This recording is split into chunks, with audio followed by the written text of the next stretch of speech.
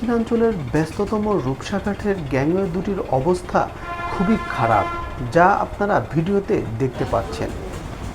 গ্যাংওয়ের অধিকাংশ স্থানে মরিচা ধরে ছোট বড় গর্ত হওয়ায় এখান থেকে পারাপার হওয়া হাজার হাজার মানুষ প্রতিনিয়ত অবর্ণনীয় দুর্ভোগের শিকার হচ্ছে।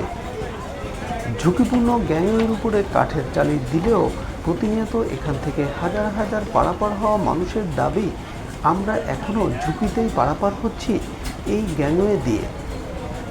কিছুদিন আগে অবশ্য ঘাটে পন্টন দেওয়া হলেও পূর্ব ও পশ্চিম পাড়ের গ্যাংওয়ে দুটি রয়েছে ভাঙাচোরা জরাজীর্ণ অবস্থায়, আপনারা দেখতেই পাচ্ছেন ভিডিওটিতে।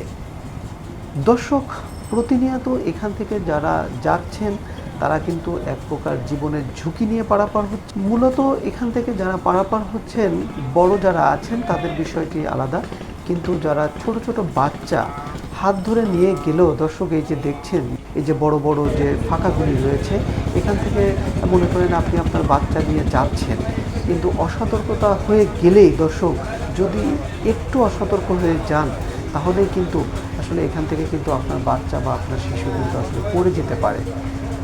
তাই এখান থেকে প্রতিনিয়ত পারাপার হওয়া যেসব যাত্রীরা রয়েছে, এই যে দেখুন দর্শক কী অবস্থা, দেখুন দর্শক কত বড় বড় গর্ত হয়ে গেছে দর্শক। অথচ এটি কিন্তু আমাদের এই যে দক্ষিণাঞ্চলের মানুষের জন্য ঘাট পারাপার হওয়ার একটি মানে অন্যতম একটি মাধ্যম। কারণ অনেকে চায় যে ব্রিজ ঘুরে আসতে গেলে অনেক সময় লাগবে, তারা কিন্তু এই রূপসা ঘাটটাই পার হন। আর তখন কিন্তু এই যে জরাজীর্ণ যে গ্যাংওয়ে, দেখুন আপনার কত বড় ফাঁকা দর্শক, দেখুন এখান থেকে কিন্তু দুর্ঘটনা ঘটতে পারে দর্শক। এখান থেকে পারাপার হওয়া যাত্রীরা কিন্তু আসলে দাবি জানিয়েছেন অচিরে যেন এই সংশ্লিষ্ট যে কর্তৃপক্ষরা আছেন তাদের কাছে অচিরেই দাবি জানিয়েছেন যাত্রীরা, যাতে করে এটি একটি সুষ্ঠু সমাধান হয় এবং যাতে করে এই ঝুঁকিপূর্ণ গ্যাংওয়ে দুটির দুপাশেরই গ্যাংওয়ে দুটির অবস্থা খারাপ, সেই গ্যাংওয়ে দুটির যেন একটি ভালো ব্যবস্থা নেয়, যাতে করে এখান থেকে পারাপার হওয়া যারা যাত্রীরা তারা যেন একটু নিরাপদে আসলে পারাপার হতে পারে দর্শক। এই দাবি কিন্তু জানিয়েছেন কর্তৃপক্ষের কাছে, যথাযথ কর্তৃপক্ষের কাছে কিন্তু এই দাবি জানিয়েছেন এখান থেকে প্রতিনিয়ত পারাপার হওয়া হাজার হাজার যাত্রীরা।